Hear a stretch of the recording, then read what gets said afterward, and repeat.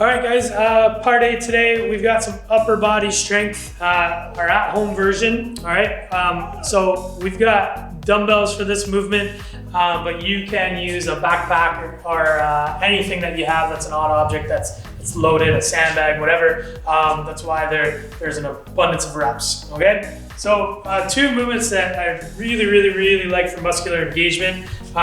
So this one here, glute bridge, floor press. So you're gonna hold the glute bridge the whole time, activating through the heels. And then we're gonna have the elbows just gently tap the floor, and then we're gonna press the lockout in the form of a bench press. What this does, holding the glute bridge, it allows us to get a little bit more depth than a regular floor press, but it also creates this demand for stability, okay? And you'll see Besky kind of shaking through this movement. That's because the strength and stability are kind of teeter-tottering back and forth with each other.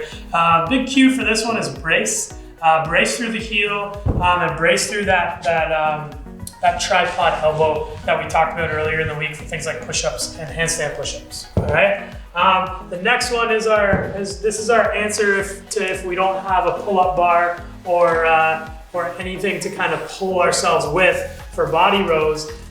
We've got two chairs and we can do what's called a pull-up plank, all right? It's called a pull-up plank because of the immense amount of muscular engagement through the lats and upper back. You can see Bessie in this very tough version with straight legs and arms up, really trying to fight to press his elbows hard through the chairs. That's kind of what you're gonna wanna do with that one. And, we can even do this one for reps if need be, if we just drop the hips down and using our elbows drive through the chairs to drive our hips up, down, and up. Stay away from windows maybe when you're doing this one. This one's best done in the comfort of your own home behind closed doors. But nonetheless, it's an effective movement, guys, and these two movements are very potent back and forth together. All right, so have a good one, guys. Feel that pump.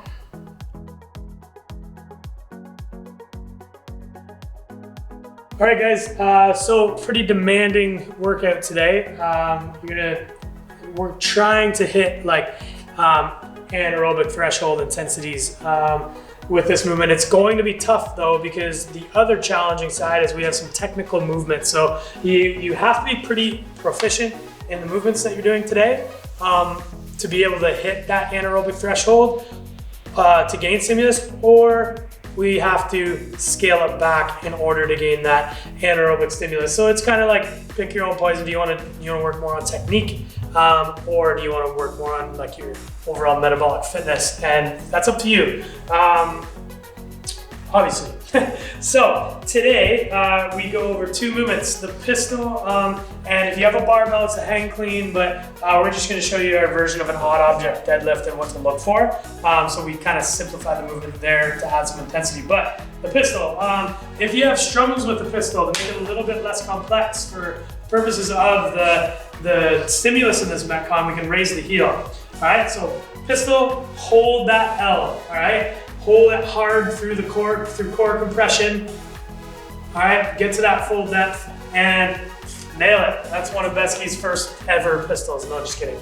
He rocks them out. Okay, so the scale for the pistol though, if you wanna still engage the leg in a similar way, through loading through the quad, and he's fired right up there. Loading through the quad and the glute.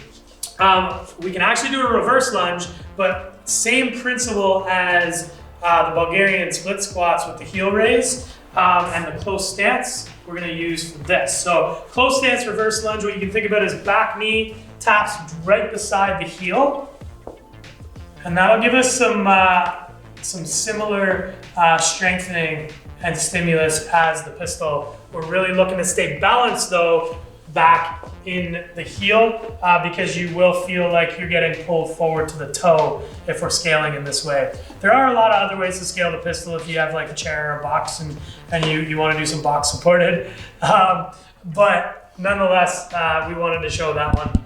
Next movement here, with your odd object, try to load this up as best you can for the odd object deadlifts, so that you can actually give your body some demand with the load. But the main thing here is where your fists are at. So that's gonna show you this hip hinge deadlift. Okay, we're gonna load through the posterior chain. The only reason we're able to get this good loading is because his fist is at least to his mid shin. We're going a little bit lower with this one, but if Besky goes up too high on the bag, so if he grabs the bag on the top, so yeah, this is very drastic, but notice the range of motion here. So extend.